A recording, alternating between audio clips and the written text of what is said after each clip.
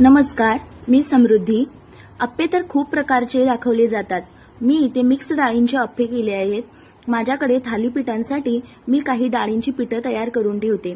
मसूर डाळ आणि हरभरा डाळीचं माझ्याकडे पीठ होतं, तेच पीठ वापरून आणि तांदूळ आणि उडीद डाळ वापरून मी इथे मिक्स डाळींचे अप्पे तयार केले आहेत। त्यात मी हिरवा मसाल्याचं वाटण घातलं आहे, त्यामुळे त्याची टेस्ट अजून दुप्पट होते आणि एकदम खायला छान लागतात। सकाळी नाश्त्याला हा पदार्थ खूपच छान लागतो आणि करायला सुद्धा एकदम सोपा आहे, त्यामुळे तुम्ही देखील नक्की तयार करून बघा।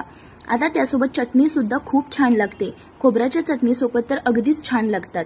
त्यासाठी हरभऱ्याच्या डाळीचं एक पीठ आणि मसूर डाळीचं एक वाटी पीठ असं दोन्ही पीठं घेतली आहेत।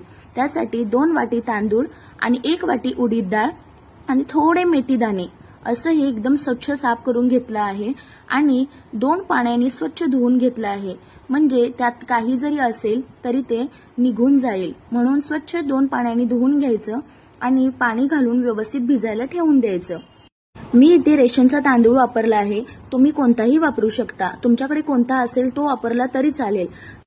आता पुन्हा एकदा पाणी घालून त्याला व्यवस्थित भिजायला ठेवून द्यायचं। आता पीठ सुद्धा व्यवस्थित भिजायला पाहिजेत, म्हणून त्यात पाणी घातलं आणि ते सुद्धा व्यवस्थित कालवून भिजवून ठेवून पीठ सुद्धा भिजायला ठेवून दिलं, म्हणजे दोन्ही एकत्र भिजायला ठेवून दिलं तर आपल्याला वाटायला सुद्धा आणि पीठ फुगायला सुद्धा बरीच मदत होईल। दोन्ही हे मी आदल्या दिवशी करून ठेवलं आहे, म्हणजे संध्याकाळी पीठ फुगायला मदत होईल। आता 8-9 तासानंतर संध्याकाळी दोन्ही सुद्धा मी बारीक वाटून घेतलं आहे आणि एकदम बारीक असं वाटून घ्यायचं आणि त्यात चवीनुसार मीठ टाकून पळीने व्यवस्थित मिक्स करून घ्यायचं। आता आपण जर मिक्स केलं तर त्यात हवा पकडते आणि त्यामुळे पीठ फुगायला खूपच मदत होते। असं व्यवस्थित हलवून घेतलं की त्याला झाकून व्यवस्थित गरम जागी असं ठेवून द्यायचं। आता सकाळी उठल्यानंतर मी बघितलं तर पीठ एवढं छान फुगलं होतं की व्यवस्थित फुगून असं वरती आलं आहे। आता आपण यात मिक्स डाळी घातल्या आहेत, हरभरा डाळ आणि मसूर डाळ वाटून घातली आहे, त्यामुळे याचा कलर असा पिवळसर असा आला आहे। जर आपण निव्वळ तांदळाचे आणि डाळीचे जर अप्पे केले तर ते पांढरे शुभ्र दिसतात। आता मी यात हिरवा मसाला घालणार आहे, त्यासाठी 2 चमचे तेल आणि जिरं मोहरी याची फोडणी करून घेणार आहे। आता ते जिरं मोहरी व्यवस्थित तडतडलं तर त्यात कोथिंबीर, आलं, लसूण, मिरची याची मी अगोदर वाटून ठेचून पेस्ट करून घेतली होती। आता तीच पेस्ट मी यात घालणार आहे। आता थोडा कढीपत्ता घातला आणि तो तडतडला की त्यात वाटलेली मिरचीची पेस्ट हे सगळं घालून व्यवस्थित परतून घ्यायचं। आता आलं आणि लसूण याचा कच्चा फ्लेवर इथे व्यवस्थित जायला पाहिजेत, म्हणून व्यवस्थित भाजून घ्यायचं आणि 1-2 मिनिटं हे कमी गॅसवरती व्यवस्थित नीट भाजून घ्यायचं, म्हणजे त्यातले कच्चे जे वास असतात ते निघून जातात। आता हीच पेस्ट मी त्या बॅटरमध्ये घातली आणि व्यवस्थित हलवून घ्यायचं। आता हीच पेस्ट या अप्प्यांच्या टेस्टचं कारण आहे, म्हणजे ह्या पेस्टने अप्पे इतके सुंदर आणि टेस्टी लागतात की खूप छान लागतात। आता मसाला तो नीट मिक्स करून घेतला आणि इकडे मी तेल लावून तवा गरम करायला ठेवला होता।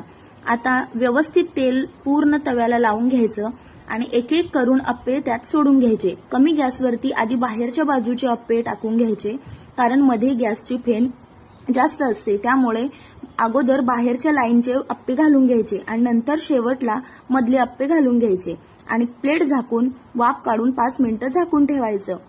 5 मिनिटं झाकून ठेवल्यानंतर अप्पे एकदम छान फुलून असे वरती येतात, आपोआपच ते उचलतात। जसा आपण चमचा त्याला लावू तसे ते अलगद उचलून वरती येतात। आता व्यवस्थित परतून घ्यायचं आणि त्या बाजूने सुद्धा खरपूस असे भाजून घ्यायचे।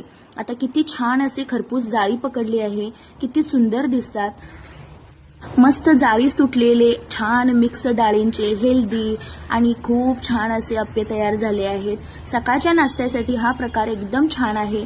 खोबऱ्याच्या चटणी सोबत तर अगदी छान लागतो। मी आता इथे खोबऱ्याची चटणीची रेसिपी दाखवली नाहीये, पुढच्या रेसिपीमध्ये खोबऱ्याची चटणी नक्की दाखवेन। रेसिपी आवडली तर प्लीज लाईक करा आणि माझ्या पेजला फॉलो